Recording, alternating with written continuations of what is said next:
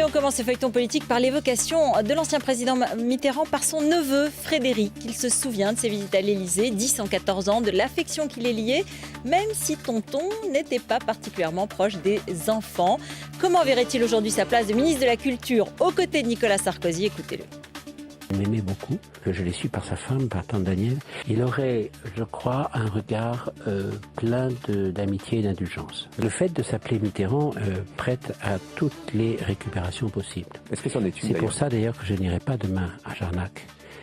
Parce que je ne veux pas instrumentaliser le nom de Mitterrand. J'ai pas besoin d'un jour précis pour me souvenir de François Mitterrand.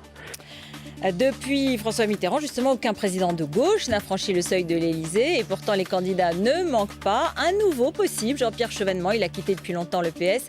Mais il y réfléchit. Il n'y a personne entre Nicolas Sarkozy et Dominique Strauss-Kahn, dit-il.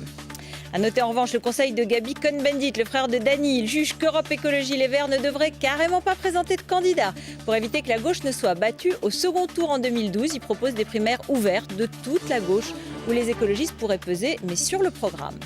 À droite, il y en a une qui a vraiment retourné sa veste. Marianne Monchamp, l'ex-ministre rentrée au gouvernement, conseille à son mentor d'hier de rester raisonnable. Pour 2012, il n'y a pas de place pour une division dans la famille majoritaire. Sinon, ce sont les extrêmes ou la gauche. Doit-il être candidat? Mais ça n'est pas raisonnable. Il ne va pas faire une candidature de témoignage.